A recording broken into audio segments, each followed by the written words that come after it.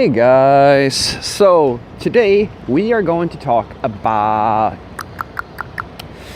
dealing with coworkers that you don't really like. So let's get into it. Now, this is a tricky one. It's really tricky because unfortunately, you may not know this, or maybe you know, I'm one of those people who I really want people to get along. I really like liking people, and I really like that people like me back. It's very important to me. I am what you will call a people pleaser. I'm working on that.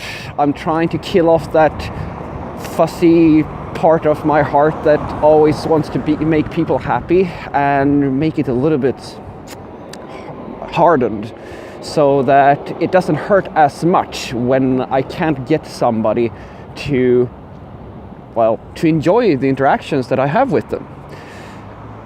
Luckily, being the sort of weird type of person, because I'm pretty sure at this moment, depending on how long you've watched, I'm pretty sure that you're starting to suspect that I have some type of letter combination. I'm on the spectrum. I know this for most likely. I've never actually gone and said to a medical professional to check it out, but I'm pretty sure I have an alphabet of problems. But even so, most of the time it works out. Most of the time you get along.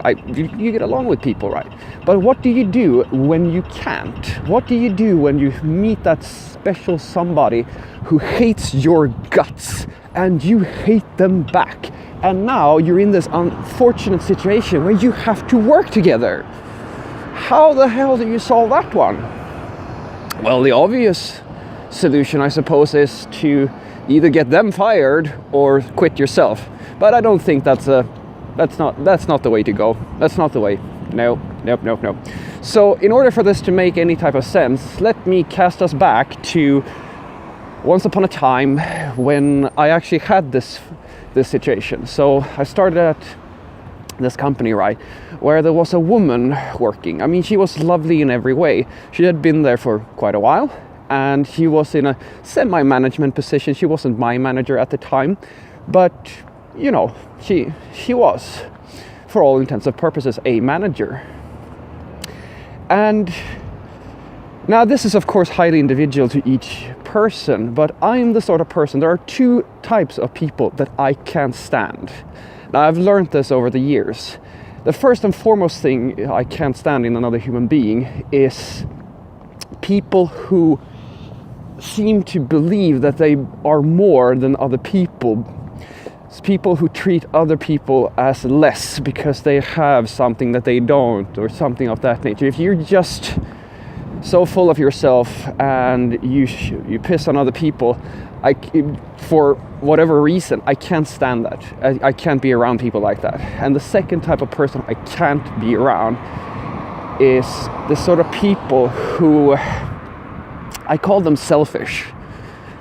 Now I have a very broad definition on that, but it's the sort of person who they have a problem with their temper. They don't really think so much about social interactions. They don't really care so much about, they care more about themselves than they care about the group.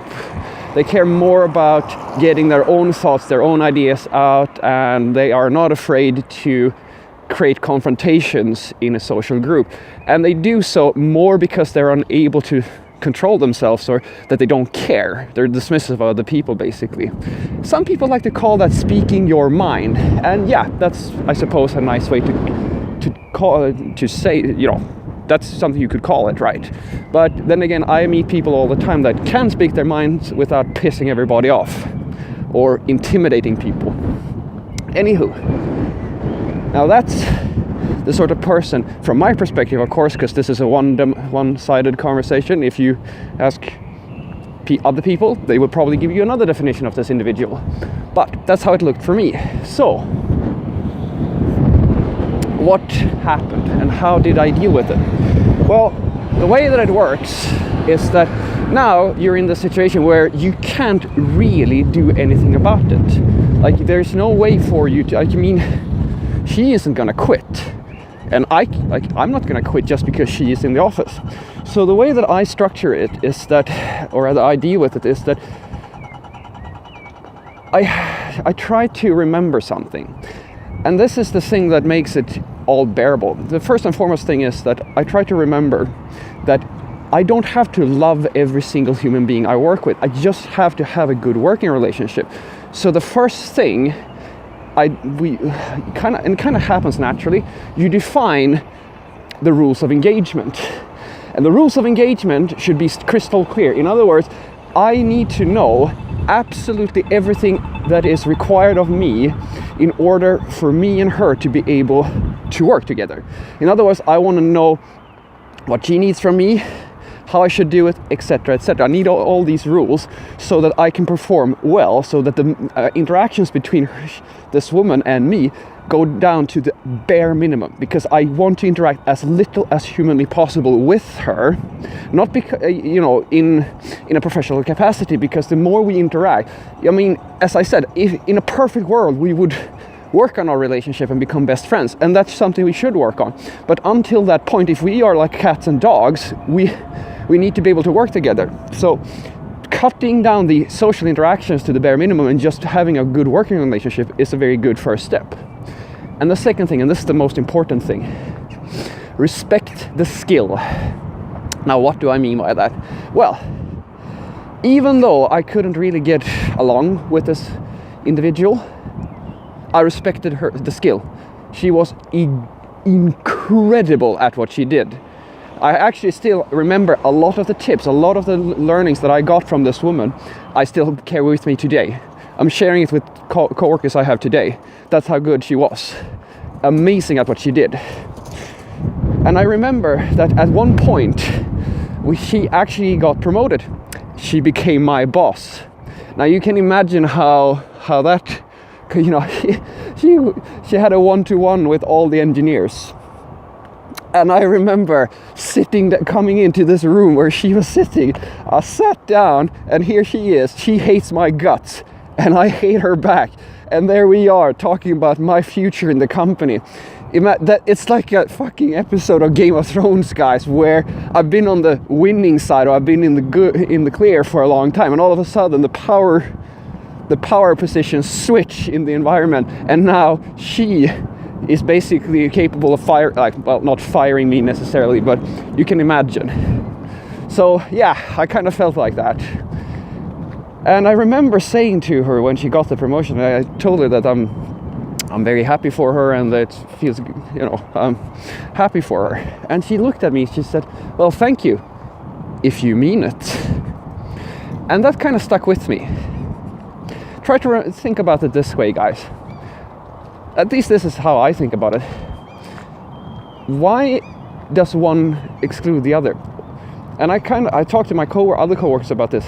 I understand that we don't have a good working relationship, but I'm genuinely happy that something nice happened for another individual. I don't like her necessarily, but she kind of deserves it. She's worked hard, and she deserves this promotion. And I feel it's a shame that a bad social interaction or bad relationship makes you believe that everything about the other person is bad, or that the other person only wants things to go bad for you. I mean, I've grown up with people I hate, like everybody, and I'm pretty sure that there's plenty of people who don't like me. But I mean, if even Hitler could have friends, or there are people who like Donald Trump, for example. Doesn't matter how bad you perceive another person to be, there's always something.